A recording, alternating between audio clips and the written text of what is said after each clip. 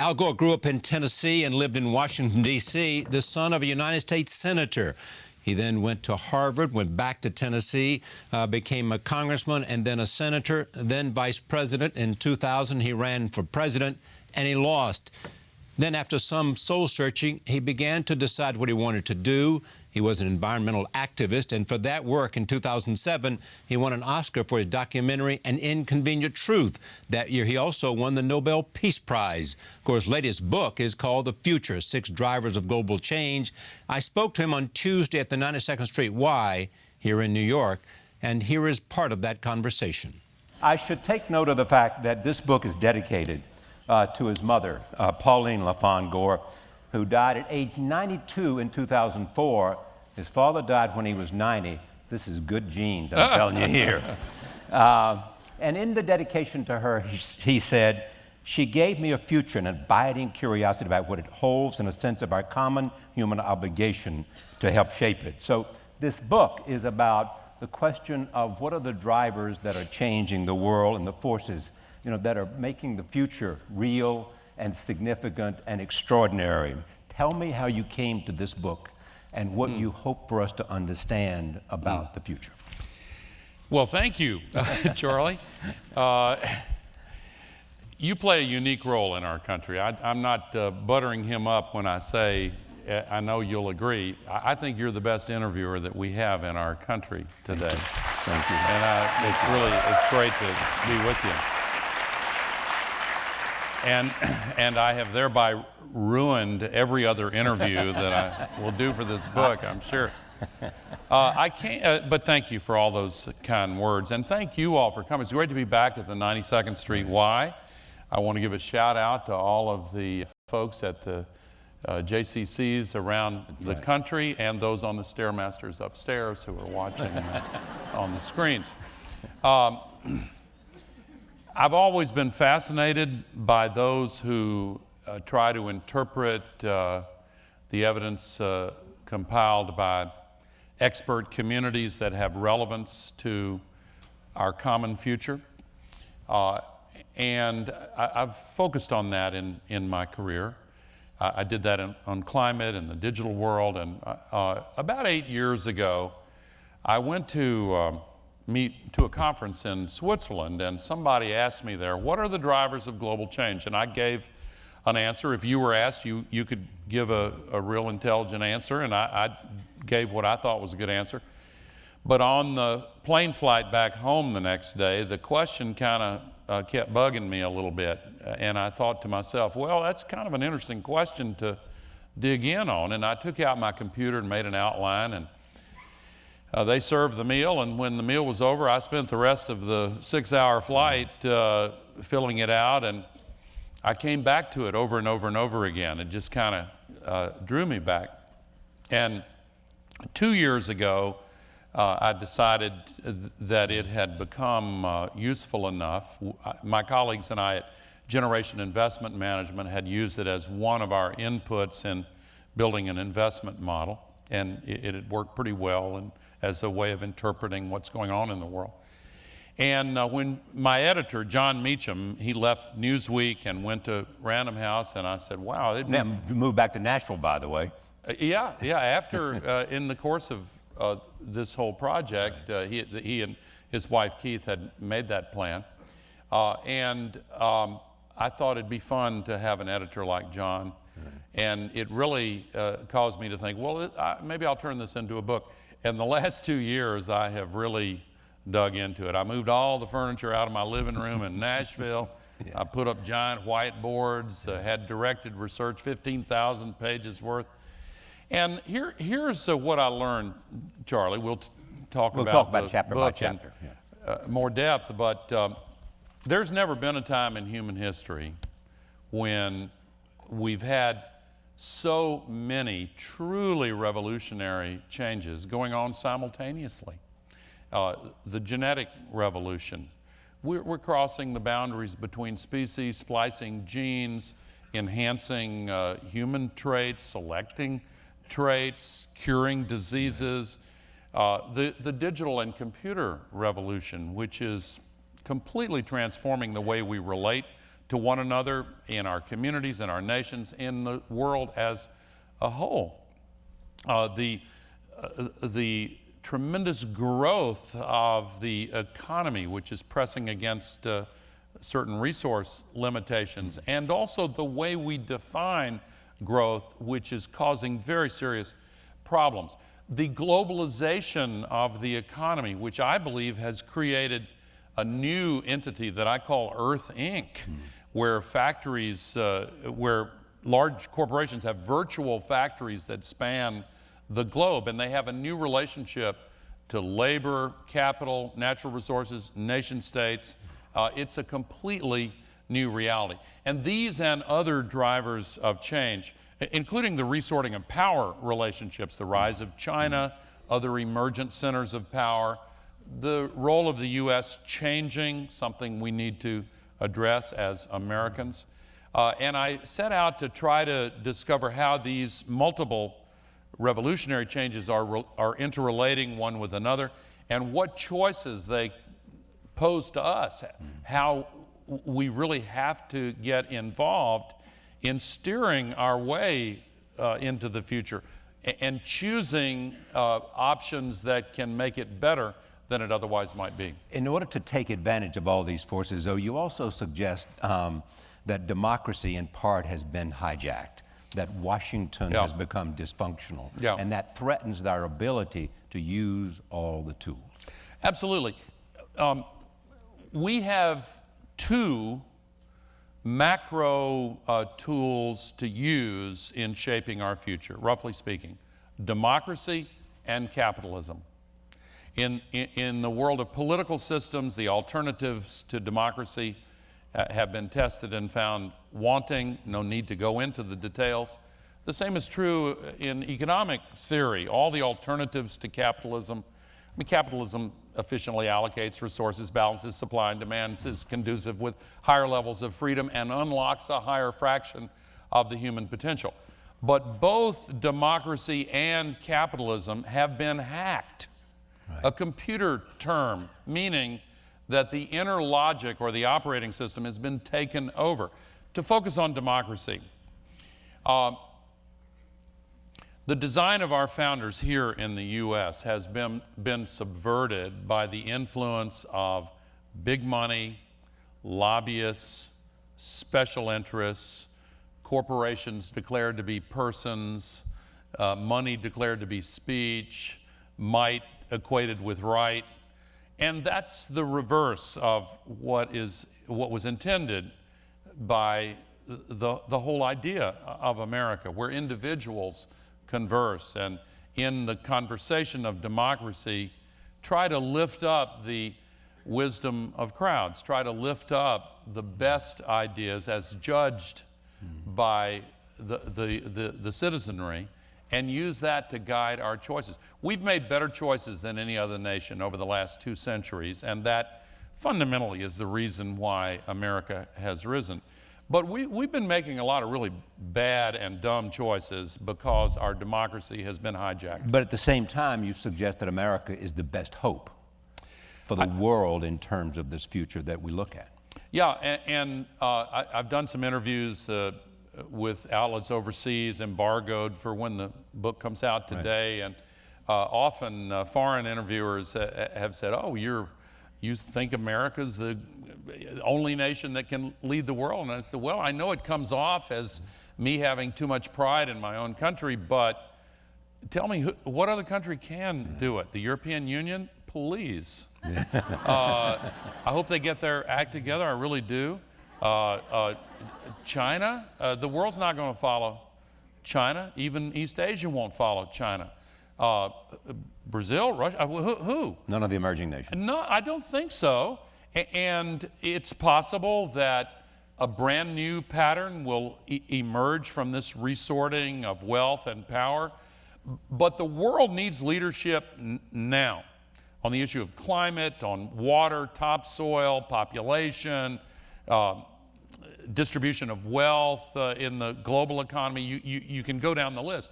And the only obvious candidate to provide leadership in the world is the United States.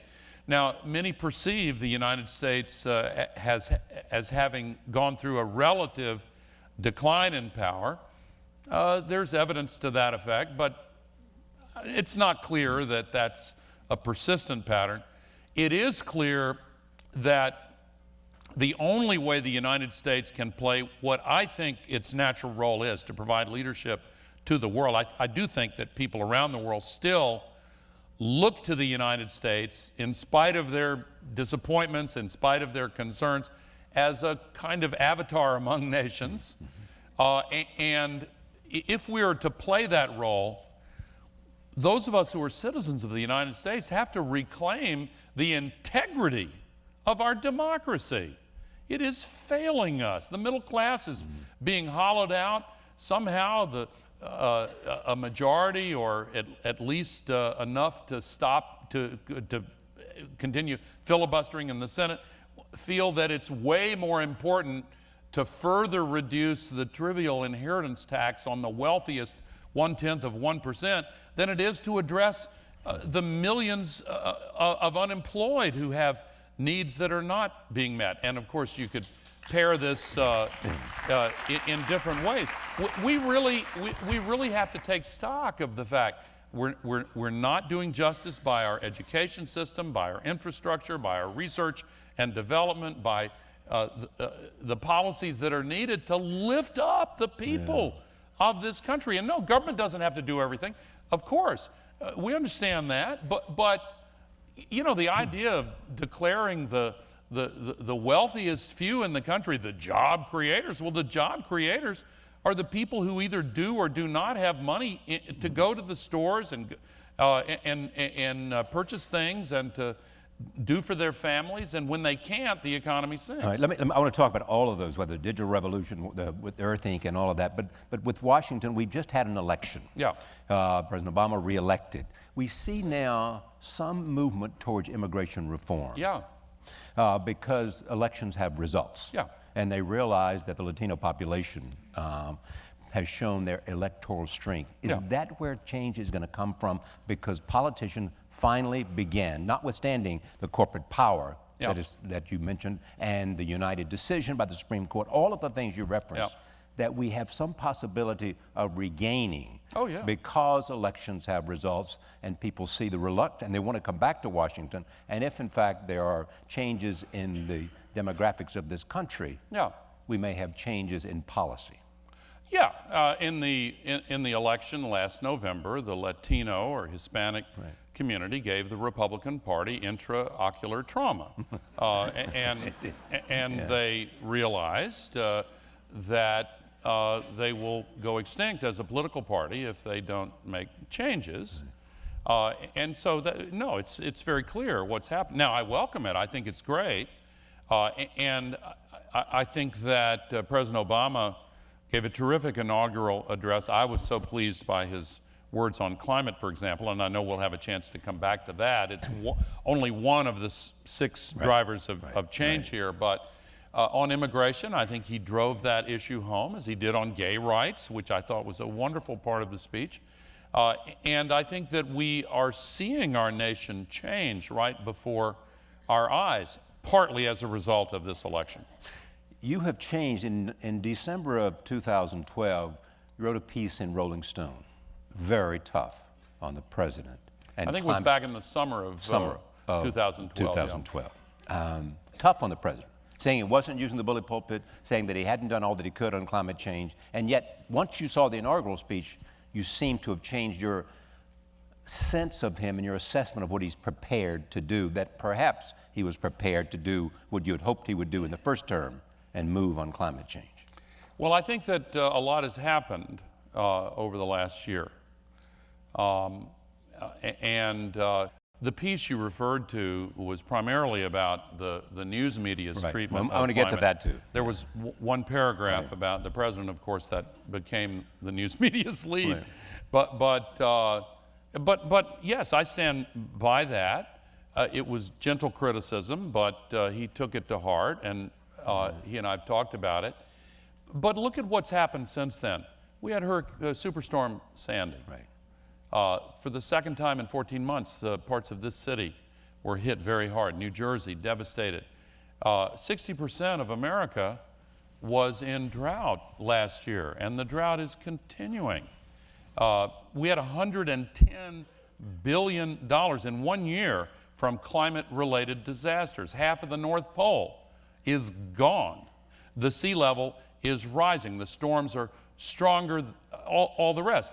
And yet, in spite of that, we went through an entire presidential campaign without one single question being asked by anyone in the news media in any of the voluminous number of presidential debates about the climate crisis. That is pitiful, pitiful. And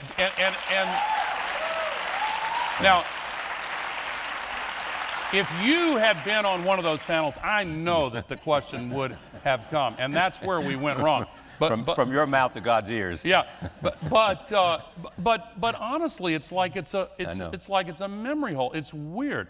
But I think that Superstorm Sandy was a threshold event, and I think because you believe that it was a direct result of climate change, or as some have said, we can't say that. Even the mayor said that. However, go ahead.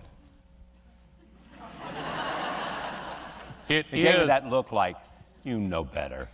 Well, look, the leading scientists, Jim Hansen, for example, Kevin Trenberth, for example, others, have pointed out that this whole rhetorical debate about whether you can have a single cause and a single effect, or whether there is a systemic causation. Here's the systemic causation that links climate change to Superstorm Sandy. The fact is, we're putting 90 million tons of global warming pollution into the Earth's atmosphere every day as if it's an open sewer. It traps heat, it obeys the laws of physics. The amount of extra heat trapped each day is equivalent to the energy released by 400,000 Hiroshima atomic bombs every day. That's a lot of energy, even on a big planet.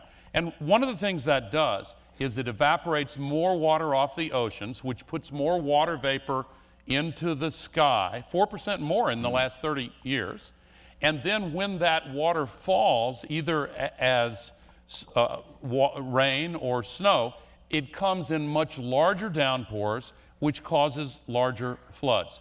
The winds get stronger, the storms are more intense, the sea level is up, all those things converged on Sandy. But the very fact that there is 4% more water vapor in the atmosphere, not just above the place where the raindrops fall, but you know, you have a bathtub filled with water, you open the drain, the water going down the drain doesn't come just from the part of the tub directly above the drain, it comes from the whole tub.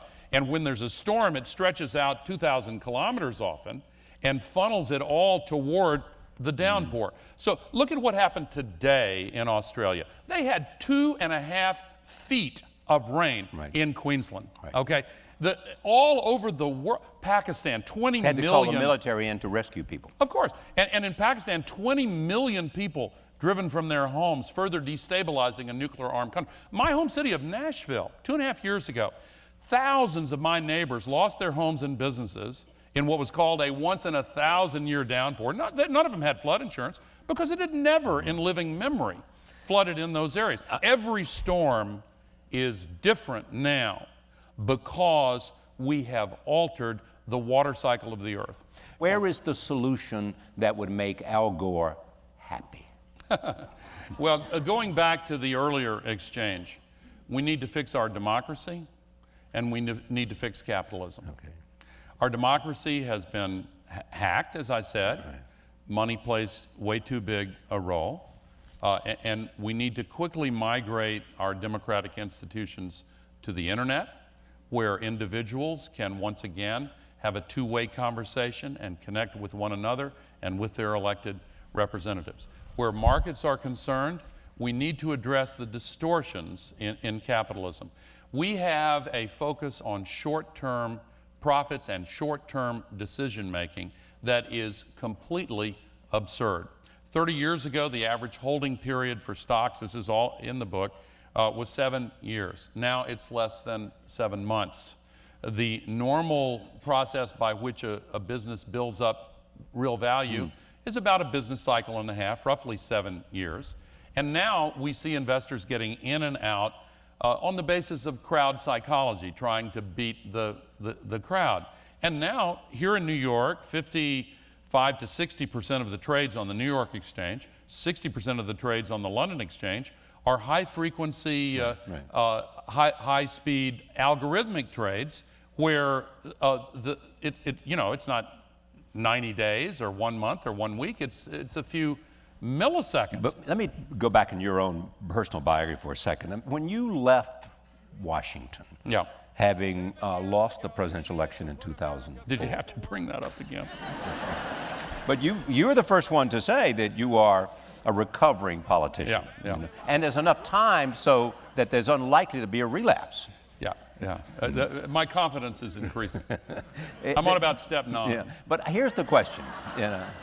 When did Al Gore become the Al Gore we know today with the strong opinions that you have? And it seems that you've been liberated to say what's on your mind with no sense of consequence for whatever damage. Sounds reckless. Well, not reckless, but certainly liberated. I'm serious. Was there a time in which you basically said, I got nothing to lose? Freedom's just another word? Yeah. Thanks to Chris Christopherson, right. Who wrote that song in Nashville, by the way. He did indeed, and Janis Joplin made it famous. Exactly. When did you become who you are today? Well, see, my narrative would be very different from that. I wrote a book before I became vice president called Earth in the Balance, which people said, whoa, how can you just let things loose like that and say what's on? I mean, I've done that for a long time. When I ran for president the first time in 1988, I announced with a speech that said the reason I'm running is to bring more attention to the global warming crisis. And people said, well, that's nuts. I mean, I thought then and I believe now that it's the most... So the thesis that you may be more liberated now is not true? I mean, friends have said this. I don't think it is fundamentally, but you're certainly right if you want to say that in the years when I was in the Congress, the Senate, the White House. And there was a question of whether you might run again in 2004, but you decided not to do that. Yeah. Because? Well, first of all, the attack of 9/11 on this city and the Pentagon and Pennsylvania was a defining event in many ways. And secondly, the critique that I make of what's happened to our democratic system was one that I had already begun to really form. And I believe deeply in American democracy. I honor the profession of politics. I encourage young people to go into it. But I have found other ways to serve. I haven't turned my back on the political process.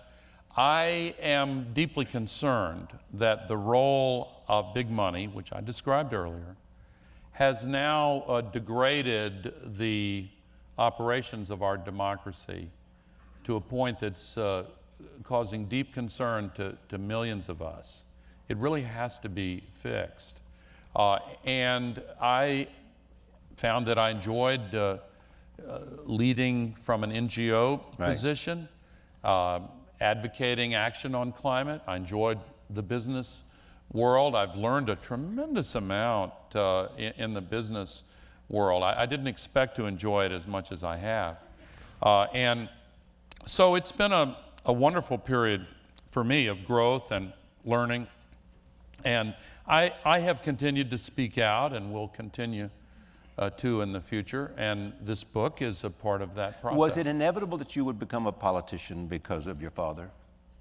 No, not at all. It certainly tilted the odds in that direction for sure. And when I was a very young boy, I thought that I would do what my dad did. But I actually turned my back on that when I got older. I went into the Army after college. In Vietnam? Yeah, and I was disillusioned by the Nixon presidency and to some extent the last part of the Johnson presidency before that. I honor President Johnson as a hero of our democracy, but the Gulf of Tonkin resolution, the whole thing, really was disillusioning. My father was defeated because he opposed the war and supported voting rights and was a Southern liberal. Your father had a wonderful thing he said. What did he say after defeat? And he talked about... He quoted a poet who wrote, "Defeat may serve as well as victory to shake the soul and let the glory out." And he wrote a book called Let the Glory Out. It was a great book, really. He had a very young pollster who was a senior at Harvard who worked with him on that book named Pat Caddell, by the way. Yes. He later went off in a different Jimmy direction. Well, but also he went to work for Jimmy Carter. Yeah, too, yeah, and yeah. helped Jimmy Carter get elected that's correct. Anyway, when I came back from the Army, I became a journalist for 5 years. I'd been a journalist in the Army, carrying an M16 and a pencil. And I worked for 5 years for John Sigenthaler in Nashville, Tennessee. You know him well, great man. Learned a lot from him. And I came back to the profession of politics by covering state government in Tennessee, city government in Nashville first, and then state government, and writing about corruption and doing investigative work. And when a congressional seat came open in my home area, I surprised myself and my family by saying, I think I'm going to run.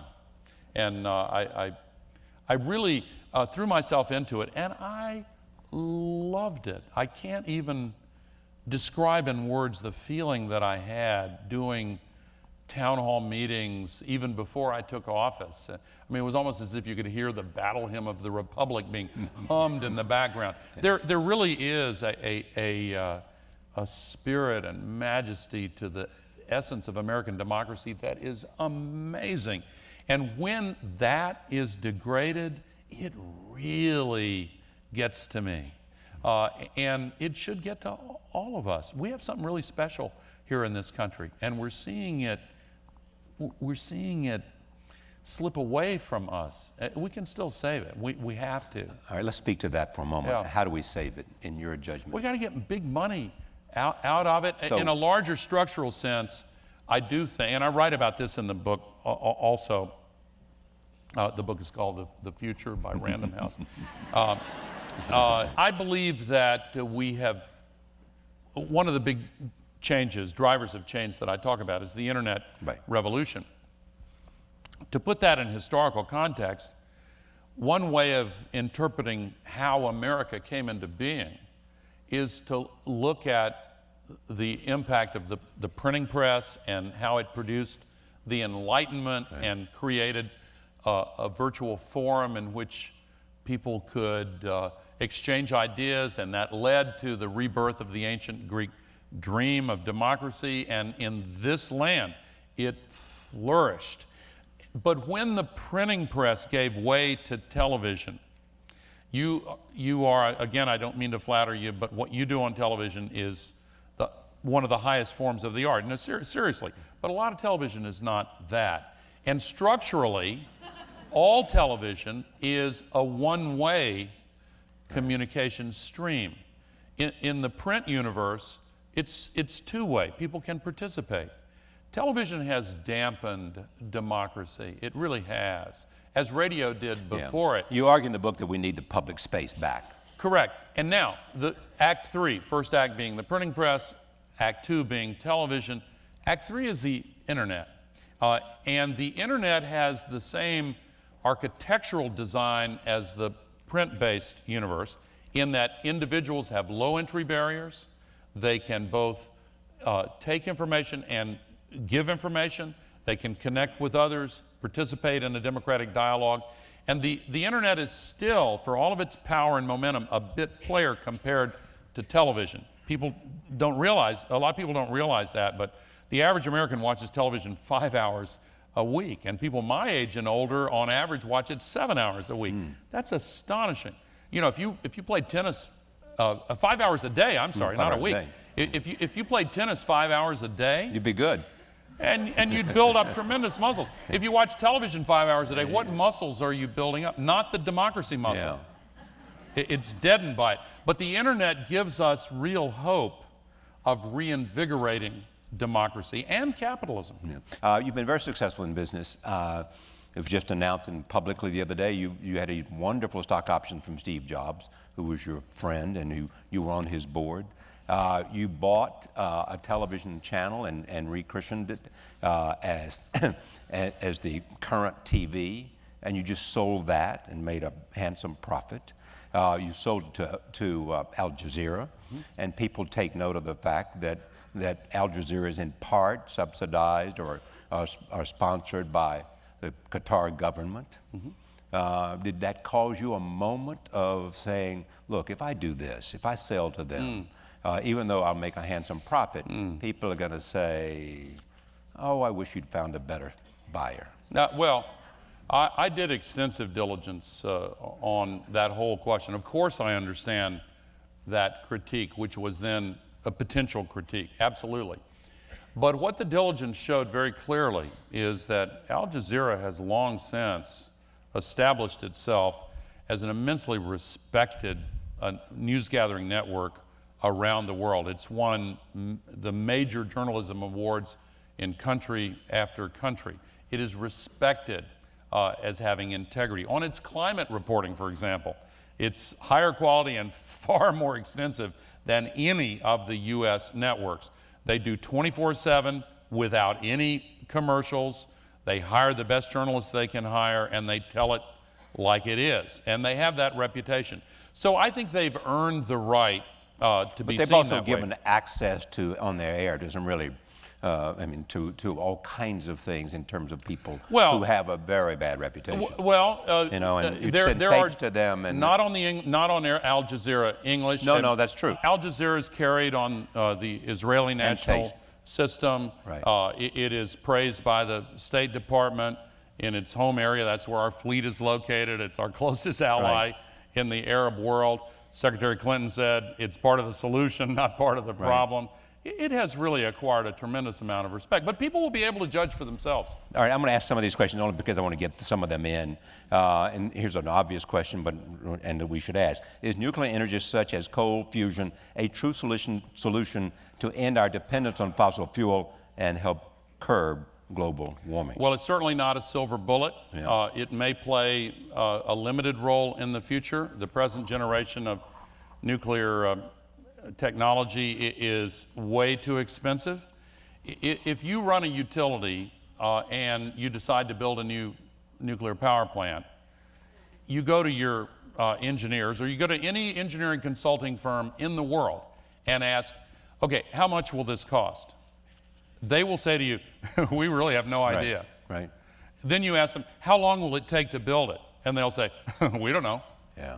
And those are serious problems if you're trying to build a power plant. And that's really why the industry has declined. The safety issues, even after Fukushima, can, in my opinion, probably be managed So it's the successfully. cost, not the safety.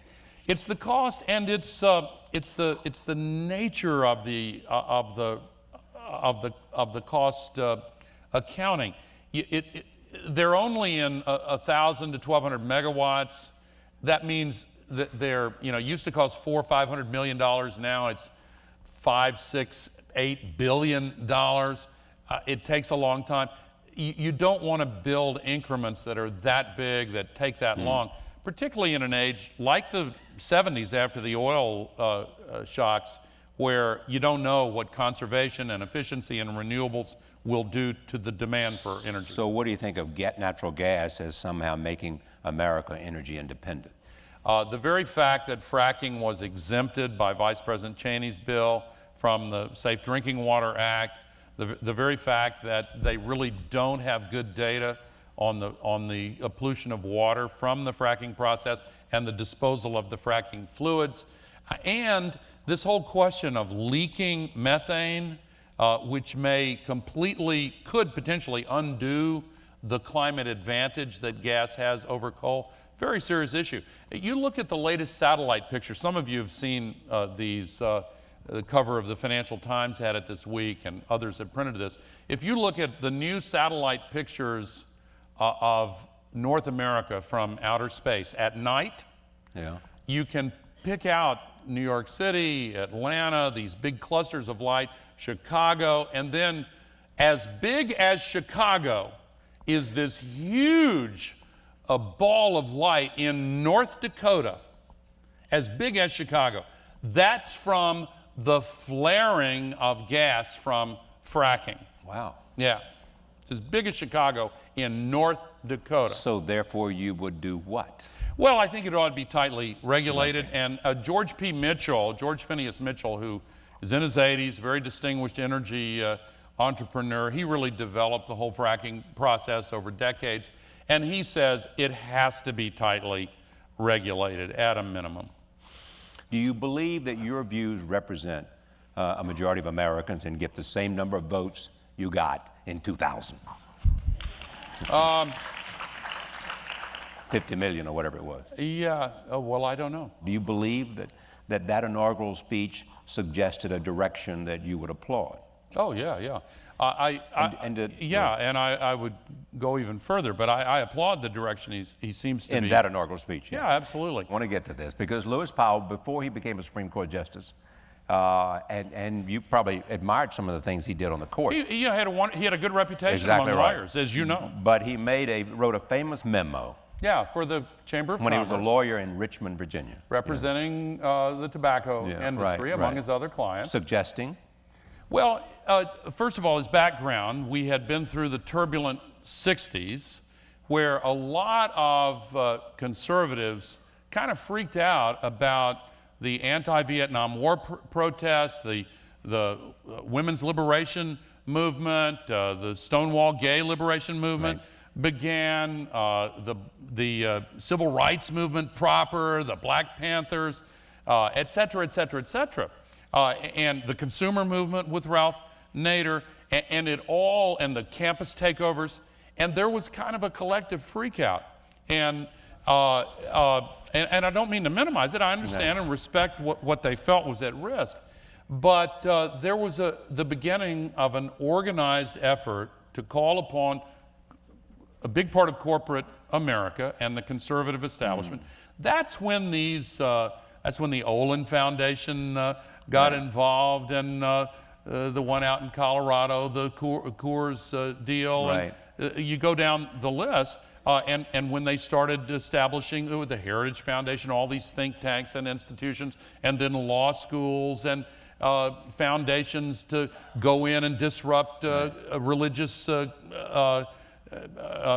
orders, the Jews, Catholics, Protestants, etc. And you saw this movement really begin then. And it's really gained momentum since that time. But interestingly, I also talk about the history 100 years earlier, when the first Supreme Court decision said corporations are people, that resulted from a similar freakout over the Paris Commune, which was called by Karl Marx the first big war for communism, and it was in Paris. And it was the first news event in a foreign country to be carried on a daily basis in the U.S. because Cyrus Field had laid the telegraph line, and it was his brother, Stephen, who had been appointed to the Supreme Court after making contributions to Abraham Lincoln, of all people. And he had been a railroad lawyer and so forth. And that's the decision that was cited as a precedent in Citizens United. Okay, let me talk about the 2000 race for a second. All right, you lost Tennessee. Yeah. Why'd you lose Tennessee?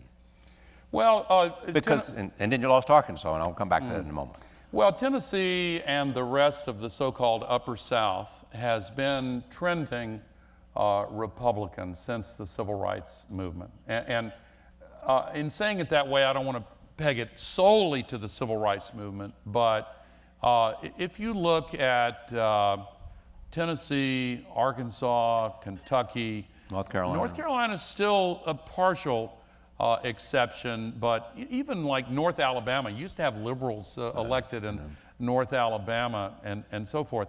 And there used to be a progressive strain, particularly in the Upper South. And that began to change after Brown versus Board.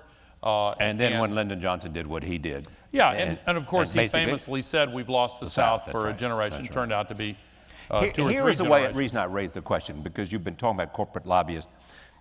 President Clinton said to me, and I said to him, look, could you have made a difference if Al Gore had asked you to do more? And he said, frankly, I don't know. He said, I think I could have made a difference in Arkansas. He said, because I understood what the NRA was doing down there, and I thought I would have been able to go down there, you know, and size that up. Do you believe he was right? Well, I'll have to go back and check the history on that, because my memory is that he actually did go to Arkansas for me. Arkansas in all recent elections has been the same as it was. And of but he course, thought the NRA was a powerful force, for example. Yeah, I don't blame it on the gun issue as much as he has, really. He has made that case, and he's such a great political analyst, among other things. I hesitate to disagree with him.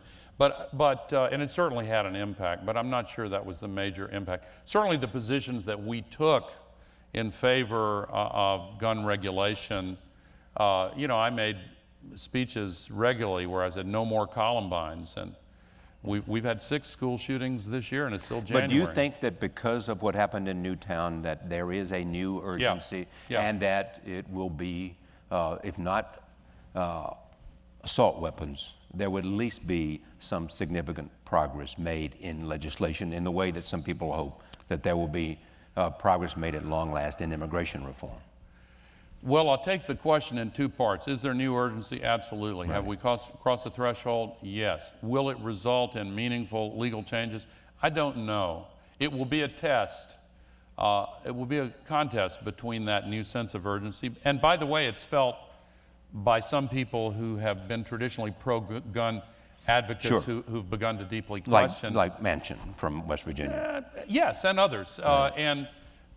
So it'll be a contest. I hope that at long last we will pass some sensible gun regulation, absolutely. You raised a question, it's called the conclusion.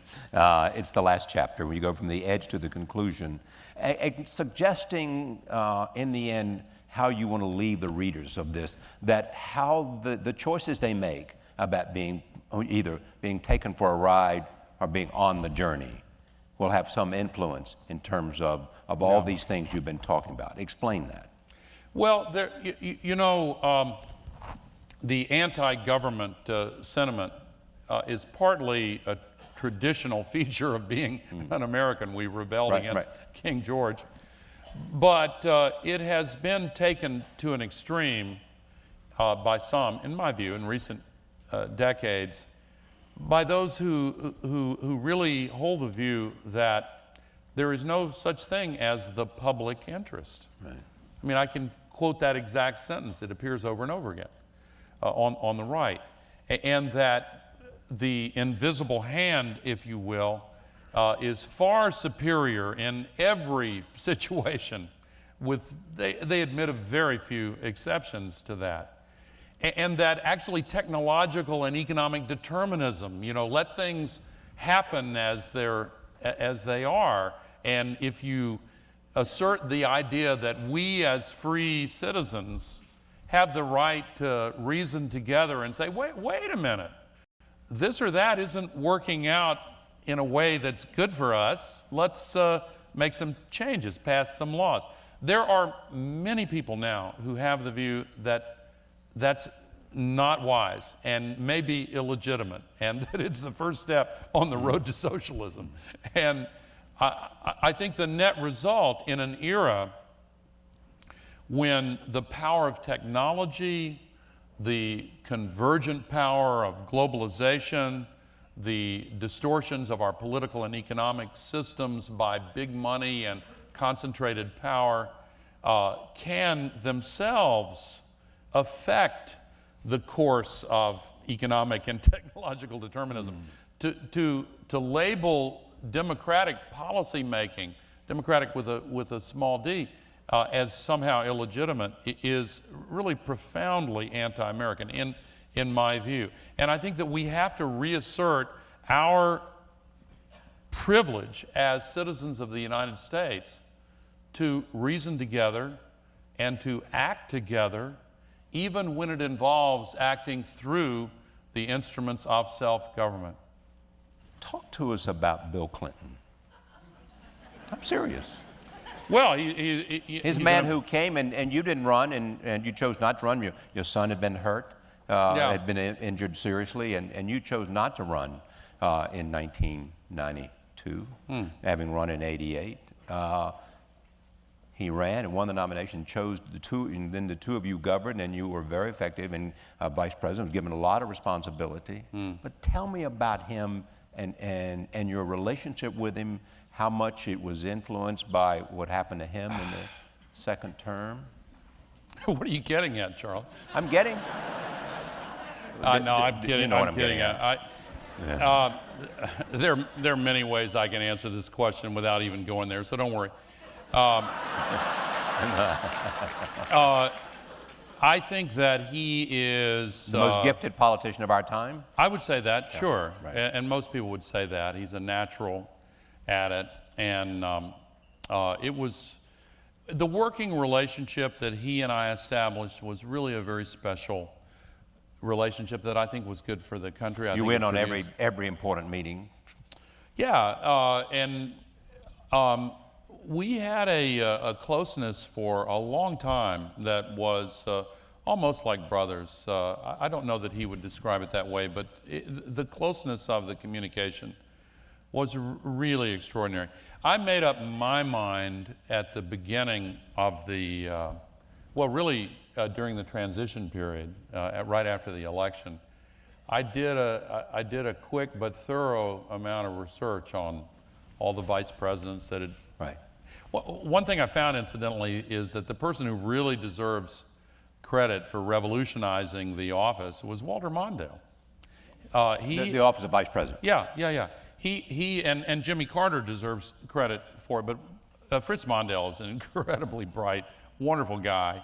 And he and Jimmy Carter together really got to the heart of what it would take to make this rather odd constitutional office into something that was of value to the president and therefore to the country. And they worked out a protocol that really lifted the office of the vice president. And I went to school on that. And Bill Clinton and I, being of the same generation, had the advantage of a shared vocabulary and shared experiences that enabled us to communicate at a pretty high level about the emotions involved, about the trust that was essential, the absolute elimination of any possibility of the slightest hint of betrayal, of or breaking of confidence. And we really got to the core of what a productive working relationship could be. And then that set the stage for all the rest. And I concentrated to the very best of my ability on strengthening his hand, doing absolutely everything I could to make him the best president he was capable of being. And I decided early on that my reward would be if people looked back on those years and said, the country did well during those years. What else is coming that excites you because you're there as a participant and witness to the things that are coming out of Silicon Valley and these giant technology companies? I can't tell you. Why not? I'm kidding. I'm kidding. I write in chapter 2 in this book, The Future, from Random House. Edited by John Meacham. Yeah. The chapter is called The Global Mind. And that's after the chapter called Earth, Inc. Thank you. Thank you. The very fact that there are 7 billion of us on the Earth now. I took 200,000 years to reach 1 billion people. We added that many in the first 13 years of this century. We'll add that of this century, from 2000 to 2013. In the next 13 years, we'll add another billion. And then the 14 years after that, another billion. And it'll probably level off somewhere above 10, who knows. But of the 7 billion people today, 5 billion now have at least access to mobile phones.